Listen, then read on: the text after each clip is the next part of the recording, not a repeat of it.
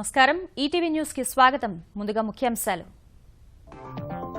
5 రాష్ట్రాల్లో మోగిన ఎన్నికల నగారా ఉత్తరప్రదేశ్ లో 7 విడతల్లో పోలింగ్ పంజాబ్ గోవాలో ఒకే రోజు నిర్వహణ మార్చి 11న ఫలితాలు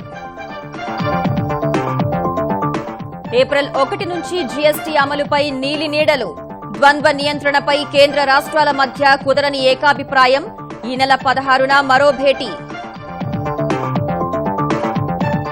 ఆంధ్రప్రదేశ్ నుంచి నోబెల్ సాధిస్తే 100 కోట్లు ముఖ్యమంత్రి చంద్రబాబు ప్రకటన తిరుపతిలో సైన్స్ మ్యూజియంకు శంకుస్థాపన చేసిన సీఎం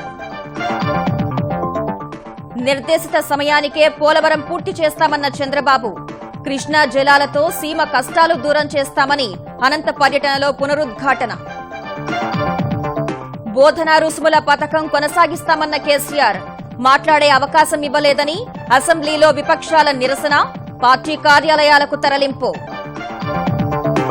ఉదయలో చేరిన తెలంగాణ విద్యుత్ పంపిణీ సంస్థలు కేంద్ర ప్రభుత్వంతో అవగాహన ఒప్పందం డిస్కంలపై తొలగనున్న వడ్డీల భారం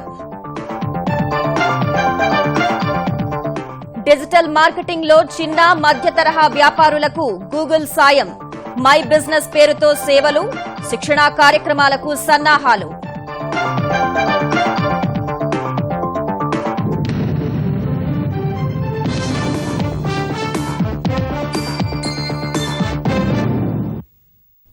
ఐదు రాష్ట్రాల్లో ఎన్నికల నగారా మోగింది ఉత్తరప్రదేశ్ ఉత్తరాఖండ్ పంజాబ్ మణిపూర్ గోవా రాష్ట్రాల అసెంబ్లీ ఎన్నికల తేదీలను ఎన్నికల సంఘం ప్రకటించింది ఫిబ్రవరి 4 నుంచి మార్చి 8 వరకు 5 రాష్ట్రాల్లో మొత్తం 690 నియోజకవర్గాల్లో ఎన్నికలు జరగనుండగా 16 కోట్ల మంది ఓటు హక్కు వినియోగించుకోనున్నారు మార్చి 11న ఓట్ల లెక్కింపు నిర్వహిస్తారు దేశ రాజకీయాలను ప్రభావితం చేయగలిగిన 5 కీలక రాష్ట్రాల ఎన్నికలకు ఎన్నికల సంఘం షెడ్యూల్ ప్రకటించింది ఉత్తరప్రదేశ్ పంజాబ్ ఉత్తరాఖండ్ గోవా మణిపూర్లో 690 అసెంబ్లీ నియోజకవర్గాలకు ఫిబ్రవరి 4 నుంచి మార్చి 8 మధ్య పోలింగ్ జరపనున్నట్లు ప్రకటించింది 403 అసెంబ్లీ నియోజకవర్గాలు ఉన్న ఉత్తరప్రదేశ్లో ఫిబ్రవరి 11 నుంచి మార్చి 8 వరకు మొత్తం 7 విడతల్లో పోలింగ్ నిర్వహించనున్నారు తొలి దశలో 73 స్థానాల్లో ఫిబ్రవరి 11న రెండో దశలో 67 నియోజకవర్గాలకు ఫిబ్రవరి 15న మూడో విడతలో 69 నియోజకవర్గాలకు ఫిబ్రవరి 19న నాలుగో దశలో 53 స్థానాల్లో ఫిబ్రవరి 23న పోలింగ్ జరుగుతుంది ఐదో విడతలో 52 స్థానాలకు ఫిబ్రవరి 27న ఆరో దశలో 49 నియోజకవర్గాలకు మార్చి 4న ఏడో దశలోని 40 స్థానాలకు మార్చి 8న పోలింగ్ నిర్వహించనున్నట్లు ఎన్నికల సంఘం ప్రకటించింది 40 నియోజకవర్గాలున్న గోవాలో ఒకే విడతలో ఫిబ్రవరి 4న పోలింగ్ నిర్వహిస్తారు పంజాబ్లోని 117 స్థానాలకు ఒకే రోజు ఫిబ్రవరి 4న పోలింగ్ జరుగుతుంది ఉత్తరాఖండ్లోని 70 అసెంబ్లీ స్థానాలకు ఫిబ్రవరి 15న ఒకే విడతలో పోలింగ్ జరగనుంది మణిపూర్లో 60 అసెంబ్లీ స్థానాలకు 2 విడతల్లో ఎన్నికలు జరగనున్నాయి మణిపూర్లో తొలి దశలో 38 స్థానాలకు మార్చి 4న రెండో విడతలో 22 నియోజకవర్గాలకు మార్చి 8న పోలింగ్ జరుగుతుంది 5 రాష్ట్రాల్లోనూ మార్చి 11నే ఓట్ల లెక్కింపు జరగనుంది మొత్తం 5 రాష్ట్రాల్లో 16 కోట్ల మంది ఓటర్లు తమ ఓటు హక్కు వినియోగించుకోనున్నారు 5 రాష్ట్రాల్లో మొత్తం 1,85,000 పోలింగ్ కేంద్రాలను ఏర్పాటు చేయనున్నట్లు ఎన్నికల సంఘం ప్రకటించింది నేటి నుంచి ఎన్నికల నియమావళి అమల్లోకి వచ్చినట్లు ప్రకటించిన ఈసీ అభ్యర్థుల అఫిడవిట్లో కొన్ని మార్పులు చేసినట్లు తెలిపింది నామినేషన్ పత్రాలపై అభ్యర్థులు తమ ఫోటోను తప్పనిసరిగా అతికించాలని తెలిపింది విద్యుత్ నీరు టెలిఫోన్ బిల్లులతో పాటు ప్రభుత్వ వసతికి సంబంధించి బకాయిలేమీ లేనట్లు ఒక ధ్రువపత్రాన్ని అభ్యర్థులు సమర్పించాల్సి ఉంటుంది తాము భారత పౌరులమేనని మరో దేశ పౌరసత్వం తమకు లేదని అభ్యర్థులు ధృవీకరించాల్సి ఉంటుంది The limit of expenses for candidates is 28 lakhs for UP, Punjab and Uttarakhand and 20 lakhs for Manipur and Goa. Again, Election Commission is committed to control misuse of black money, cash, liquor, gift and drugs will be controlled. There will be elaborate expenditure monitoring mechanism in place, our surveillance teams, our flying squads, and there will be complete enforcement of our enforcement agencies. There will be complete coordination. ఎన్నికల ప్రచారంలో పర్యావరణానికి హాని కలిగించే సామాగ్రిని వాడకూడదని స్పష్టం చేసిన EC రాత్రి 10 గంటల తరువాత లౌడ్ స్పీకర్లను వాడరాదని తేల్చి చెప్పింది పంజాబ్ గోవా మణిపూర్ శాసనసభల కాలపరిమితి మార్చి 18తో ముగియనుండగా ఉత్తరాఖండ్ శాసనసభ కాలపరిమితి మార్చి 26తో ఉత్తరప్రదేశ్ అసెంబ్లీ కాలపరిమితి మే 27తో ముగియనుంది ఉత్తరప్రదేశ్లో అధికార సమాజ్వాదీ పార్టీలో చీలిక ఏర్పడి సైకిల్ గుర్తు కోసం అఖిలేష్, ములాయం వర్గాలు పోటీ పడుతున్న నేపథ్యంలో గతంలో చోటు చేసుకున్న దృష్టాంతాల ఆధారంగా ఒక నిర్ణయం తీసుకోనున్నట్లు ఎన్నికల సంఘం తెలిపింది. స్వతంత్ర భారతదేశ చరిత్రలోనే అతిపెద్ద పన్నుల సంస్కరణగా చెప్తున్న వస్తుసేవల పన్ను జీఎస్టీ విధానం ఏప్రిల్ 1 నుంచి అమల్లోకి రావడం కష్టమయ్యే సూచనలు కనిపిస్తున్నాయి. ఢిల్లీలో 8వ సమావేశమైన జీఎస్టీ మండలి పన్ను చెల్లింపుదారులపై ద్వంద్వ నియంత్రణ విషయంలో ఎలాంటి పురోగతి సాధించలేకపోయింది. మంగళవారం కేంద్ర ఆర్థిక మంత్రి అరుణ్ జైట్లీ నేతృత్వంలో సమావేశమైన అన్ని రాష్ట్రాల ప్రతినిధులు ద్వంద్వ నియంత్రణ మినహా ఇతర అంశాలపై చర్చించారు. సమీకృత జీఎస్టీ చట్టం ముసాయిదాలోని అనేక నిబంధనలపై ఏకాభిప్రాయానికి వచ్చారు. అయితే నౌకా వాణిజ్యంపై పన్ను విధించే హక్కు తమకే ఉండాలని తీర ప్రాంత రాష్ట్రాలు డిమాండ్ చేయగా తొలి రోజు జీఎస్టీ మండలి సమావేశం అసంపూర్తిగా ముగిసింది. ఇవాళ మరికొన్ని కీలక అంశాలపై చర్చించారు. జీఎస్టీ విషయంలో సుదీర్ఘకాలంగా ప్రతిష్టంభనకు కారణమైన ద్వంద్వ నియంత్రణ విషయంలో ఈసారి కూడా పురోగతి కనిపించలేదు. పన్ను చెల్లింపుదారుల్లో ఎవరు కేంద్రం పరిధిలో ఉండాలి, ఎవరు రాష్ట్రాల పరిధిలో ఉండాలన్న అంశంపై ఏకాభిప్రాయం కుదరలేదు. ఫలితంగా ఈ నెల 16న మరోమారు భేటీ కావాలని జీఎస్టీ మండలి నిర్ణయించింది. ఏప్రిల్కు బదులుగా సెప్టెంబర్ నుంచి వస్తుసేవల పన్ను విధానం అమల్లోకి రావచ్చని కేరళ ఆర్థిక మంత్రి థామస్ ఐసాక్ అభిప్రాయపడ్డారు. తిరుమల శ్రీవారి పాదాల చెంత బ్రహ్మాండ పేరుతో ప్రపంచ స్థాయి శాస్త్ర సాంకేతిక ప్రదర్శనశాల ఏర్పాటుకు ఆంధ్రప్రదేశ్ ప్రభుత్వం శ్రీకారం చుట్టింది. తిరుపతి ప్రాంతీయ విజ్ఞాన కేంద్రం సమీపంలో డిఆర్డీఓ ఆధ్వర్యంలో రూపుదిద్దుకునే బ్రహ్మాండకు శంకుస్థాపన చేసిన ముఖ్యమంత్రి చంద్రబాబు తిరుపతిని అంతర్జాతీయ స్థాయి నగరంగా అభివృద్ది చేస్తామన్నారు. అనంతరం బాలల వైజ్ఞానిక సమ్మేళనంలో పాల్గొన్న ఆయన ఆంధ్రప్రదేశ్ నుంచి నోబెల్ సాధించిన వారికి 100 కోట్లు నజరానా ఇస్తామని ప్రకటించారు.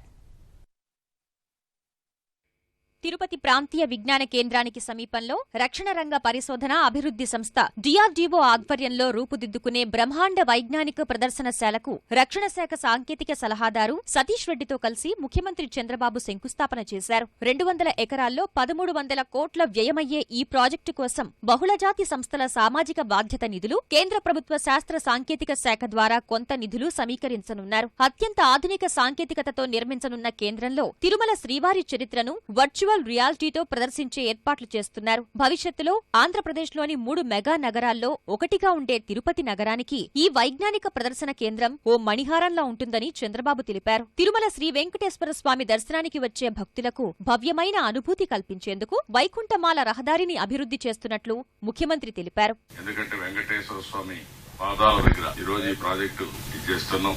ఈరోజు దీన్ని డెఫినెట్ గా అనుకున్న సమయంలో కంప్లీట్ చేయడానికి అన్ని విధాల ప్రయత్నం చేస్తాం. అందరితో నెట్వర్క్ చేస్తాం. It will be a most prestigious project for the country. ఒక పవిత్రమైన భావం ఉంది, ఒక పవర్ఫుల్ శక్తి ఉంది ఇక్కడ. ఆ శక్తికి సైన్స్ అండ్ టెక్నాలజీ యాడ్ అయితే ఇంక వండర్స్ జరుగుతాయి. Will be on the top. వచ్చే 2 సంవత్సరాల్లో బ్రహ్మాండను పూర్తి చేసేందుకు ప్రయత్నిస్తామని పేర్కొన్న సతీష్ రెడ్డి తిరుమల 7 కొండలకు ప్రతీకగా వైజ్ఞానిక కేంద్రంలో 140 మీటర్ల వ్యాసంతో 7 అతిపెద్ద గోళాలు ఏర్పాటు చేస్తున్నట్లు తెలిపారు. భారత సైన్యం అమ్ముల పొదిలో చేరనున్న క్షిపణులు సహా ఇస్రోకు చెందిన పిఎస్ఎల్వి, జిఎస్ఎల్వి వంటి వాహన నౌకల ప్రతీకలను కొలువుదీరబోతున్నట్లు సతీష్ రెడ్డి చెప్పారు. ప్రపంచంలో ఉన్నటువంటి సైన్స్ కి సంబంధించింది గొప్ప ఎక్విప్మెంట్ అంతా ఇక్కడ తీసుకుని పెట్టాలనేటువంటిది, ప్రపంచంలో ఉండేటువంటి ఒక గొప్ప టెలిస్కోప్ ఒకటి ఇక్కడ పెట్టాలని, జీరో గ్రావిటీ సిస్టమ్, అట్లనే ఓషనోగ్రఫీకి సంబంధించి, ఎర్త్ సైన్స్ కి సంబంధించి ఇట్లా రకరకాల డిపార్ట్మెంట్ సంబంధించినటువంటి ఎక్విప్మెంట్ మొత్తం ఉంటుంది. అట్లనే ఒక అద్భుతమైనటువంటి ప్లానిటోరియం కూడా దీంట్లో పెట్టాలని, అట్లా ఒక పెద్ద కన్వెన్షన్ సెంటర్. అనంతరం బాలల వైజ్ఞానిక సమ్మేళనాన్ని ప్రారంభించిన ముఖ్యమంత్రి ప్రతి విద్యార్థి వినూత్న ఆలోచనతో ముందుకొచ్చి అద్భుతాలు సృష్టించాలని పిలుపునిచ్చారు. I wanted to encourage scientists.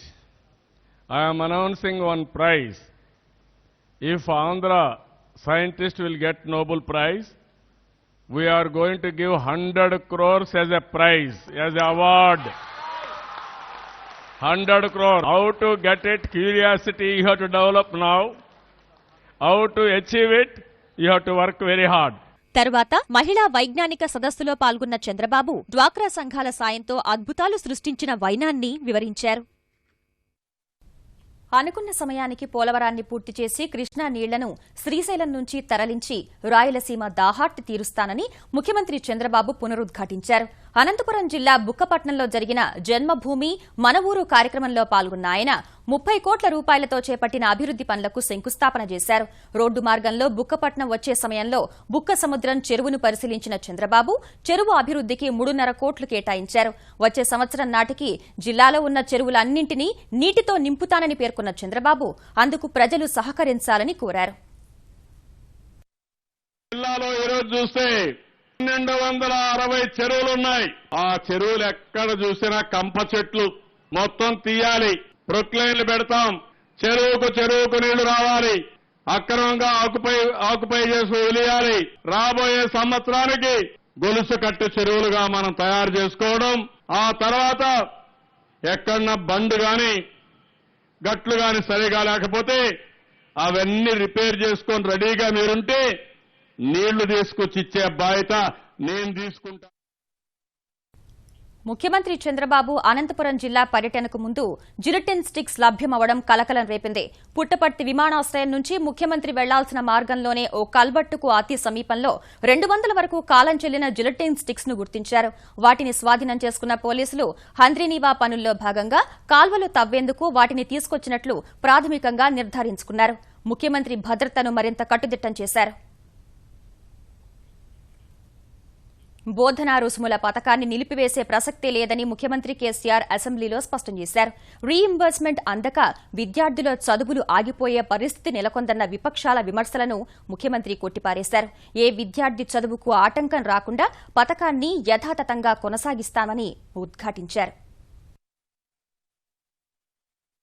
Telangana శాసనసభలో బోధనా రుసుములపై స్వల్పకాలిక చర్చ జరిగింది. గత ప్రభుత్వాల నుంచి వారసత్వంగా వచ్చినవే బోధనా రుసుముల బకాయిలని ముఖ్యమంత్రి కేసీఆర్ స్పష్టం చేశారు.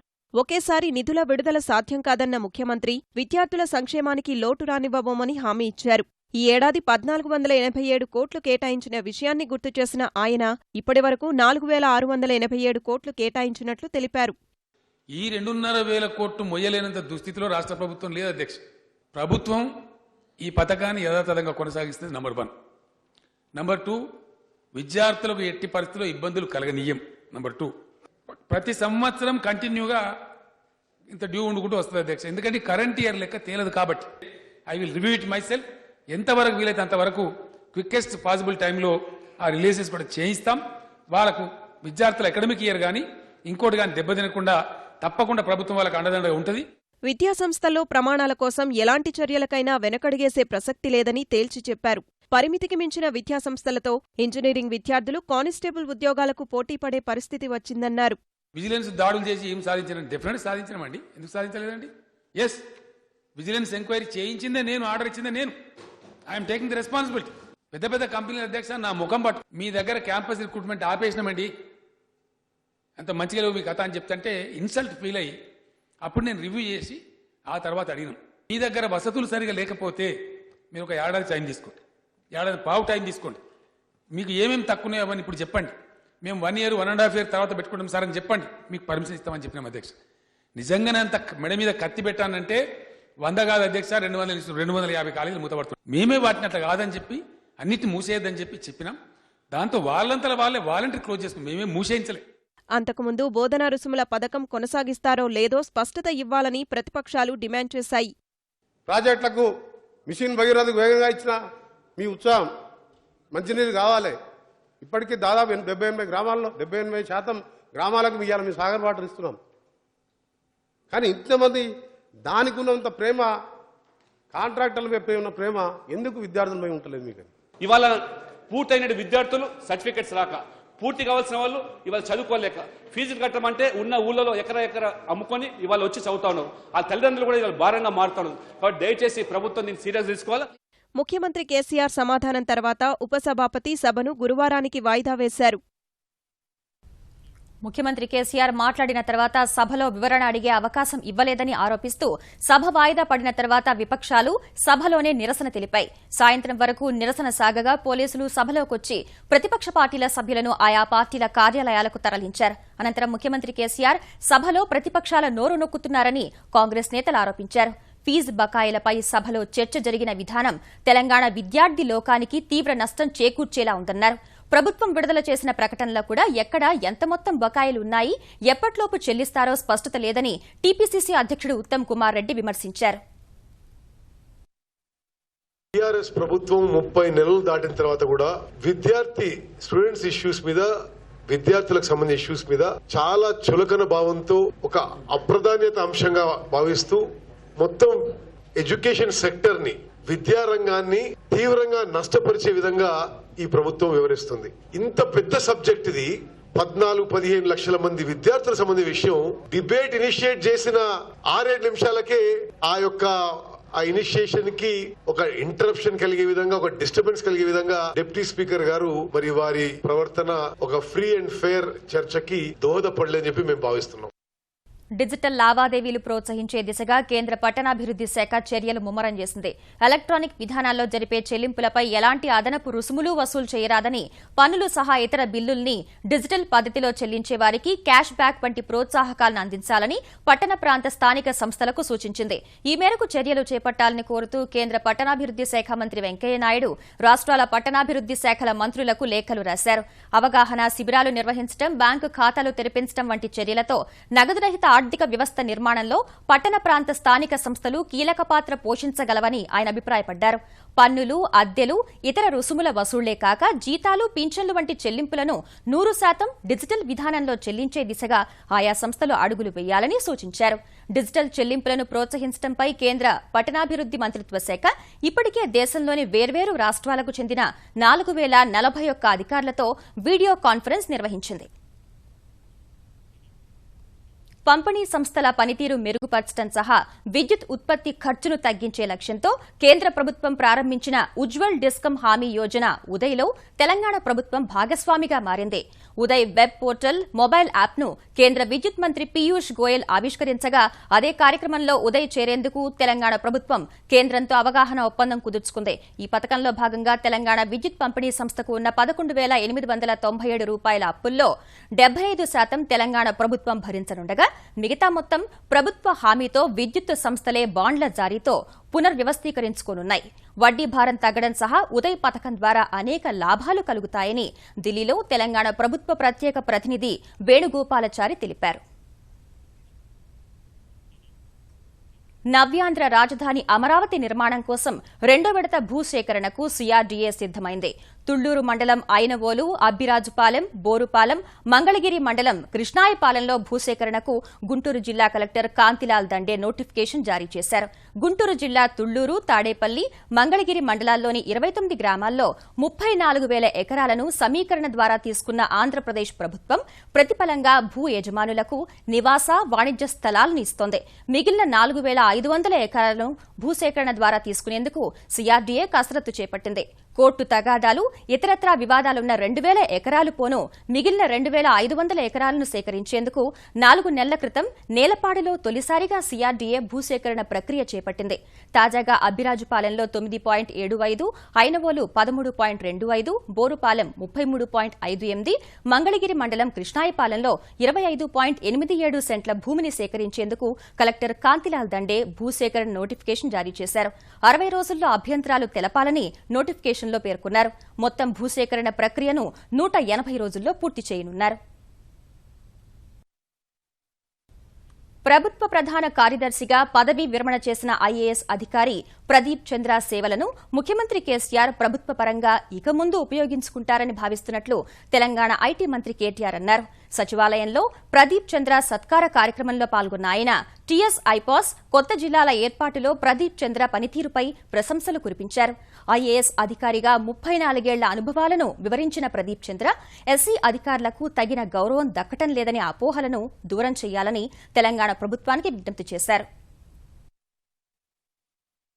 గౌరవనీయులు ప్రదీప్ చంద్ర గారు వారు చేసిన ఎన్నో కార్యక్రమాలు ఈ 2.5 సంవత్సరాల్లోనే వారు ఒక తనదైన ముద్రని, ముఖ్యంగా గౌరవ ప్రధాన కార్యదర్శిగా ఒక నెల రోజుల్లోనే తనదైన ముద్రను ఎంతో మంది మీద వేయగలిగారు. మరి వారు తప్పకుండా పాపారావు గారు చెప్పినట్టు గౌరవ ముఖ్యమంత్రి గారికి వారి గురించి అన్ని తెలుసు. I do hope Honorable Chief Minister will suitably also take in your services for the state of Telangana as well. As they said that time at the CM that I came in as a one-down batsman, and unfortunately I got run out. My only request to the government representatives, the government here, that let it not go as a message that somebody who is committed, competent and honest will not be rewarded. Let it not go as a message that somebody belongs to a scheduled caste community, still is a very great worker, he will not be rewarded. That type of a talk is going on. It is a reality. The government has to come out and make these positive statements. Otherwise, we may be even demoralizing the entire lot of younger officers on this issue. విజయవాడలో 2 ఏళ్ల క్రితం 9 మంది బాలికలను భయపెట్టి వాళ్లతో నీలి చిత్రాలు తీసి తర్వాత బెదిరింపులకు పాల్పడ్డ 6 సభ్యుల ముఠాలో 5 కఠిన శిక్ష ఖరారు చేస్తూ స్థానిక న్యాయస్థానం సంచలన తీర్పు విధించింది. కేసులో ప్రధాన నిందితుడిగా ఉన్న నిమ్మకూరి సాయిరాంకు యావజ్జీవ కారాగారం, పార్షపు దీపక్, పసుపాటి అభిలాష్ కుమార్, ఎస్కే మున్నా అబ్దుల్ జిలానీకి 20 ఏళ్ల జైలు శిక్ష విధించింది. మూతల దుర్గాప్రసాద్ అనే నిందితుడికి 3 ఏళ్ల కారాగార వాసంతో పాటు 10,000 జరిమానా విధించింది. మరో మైనర్ నిందితుడిపై ప్రత్యేక న్యాయస్థానంలో విచారణ సాగుతోంది. భారత్లో చిన్న మధ్య తరహా వ్యాపారులకు డిజిటల్ మార్కెటింగ్లో ఊతమిచ్చేందుకు త్వరలో సరికొత్త సేవల అందుబాటులోకి తెస్తున్నట్లు అంతర్జాల దిగ్గజం గూగుల్ ప్రకటించింది. దేశంలోని 5,10,00,000 చిన్న మధ్య తరహా వ్యాపారాలు నిర్వహిస్తున్న వారికి తోడ్పాటు అందించే లక్ష్యంతో మై బిజినెస్ పేరిట ఈ సేవల్ని ప్రవేశపెడుతున్నట్లు ఢిల్లీలో జరిగిన కార్యక్రమంలో గూగుల్ ముఖ్య కార్యనిర్వహణాధికారి సుందర్ పిచాయ్ ప్రకటించారు. చిరు వ్యాపారులు స్మార్ట్ ఫోన్ ద్వారానే సొంత వెబ్సైట్ను రూపొందించుకునే వెసులుబాటు కల్పిస్తున్నట్లు వివరించారు. డిజిటల్ మార్కెటింగ్లో చిన్న మధ్య తరహా వ్యాపారులకు శిక్షణ ఇచ్చేందుకు FICCI, Indian school of business తో కలిసి డిజిటల్ అన్లాక్డ్ కార్యక్రమాన్ని ప్రారంభిస్తున్నట్లు సుందర్ పిచాయ్ తెలిపారు. డీఎంకే అధినేత కరుణానిధి కుమారుడు స్టాలిన్ పార్టీ కార్యనిర్వాహక అధ్యక్షుడిగా ఎన్నికయ్యారు. చెన్నైలోని డీఎంకే ప్రధాన కార్యాలయం అన్నా అరివాలయంలో జరిగిన పార్టీ సర్వసభ్య సమావేశంలో స్టాలిన్కు కొత్త బాధ్యతలు కట్టబెట్టారు. ఇందుకోసం పార్టీ నియమావళిలో మార్పులు చేశారు. అధ్యక్షుడికి ఉండే అధికారాలన్నీ కార్యనిర్వాహక అధ్యక్షుడైన స్టాలిన్కుంటాయని డీఎంకే ప్రధాన కార్యదర్శి అన్బళగన్ తెలిపారు. తనను కార్యనిర్వాహక అధ్యక్షుడిగా ఎన్నుకున్న కార్యనిర్వాహక మండలికి స్టాలిన్ కృతజ్ఞతలు తెలిపారు. సుప్రీంకోర్టు 44వ ప్రధాన న్యాయమూర్తిగా జస్టిస్ జేఎస్ ఖెహర్ ఇవాళ ప్రమాణ స్వీకారం చేశారు. సోమవారం పదవి విరమణ చేసిన జస్టిస్ టీఎస్ ఠాకూర్ స్థానంలో ఆయన బాధ్యతలు స్వీకరించారు. రాష్ట్రపతి భవన్ దర్బార్ హాల్లో జరిగిన జస్టిస్ జేఎస్ ఖెహర్తో ప్రమాణ స్వీకారం చేయించారు ప్రణబ్ ముఖర్జీ. జస్టిస్ ఖెహర్ ప్రమాణ స్వీకారానికి ప్రధాని మోదీ, కేంద్ర మంత్రులు సహా ఇతర ప్రముఖులు హాజరయ్యారు. భారత వన్డే క్రికెట్ జట్టు సారథ్య బాధ్యతల నుంచి వైదొలుగుతున్నట్లు మహేంద్ర సింగ్ ధోనీ ప్రకటించాడు. వన్డేలతో పాటు 2020 సారథ్య బాధ్యతల నుంచి కూడా తప్పుకుంటున్నట్లు వెల్లడించారు. ఈటీవీ న్యూస్ సమాప్తం. నమస్కారం.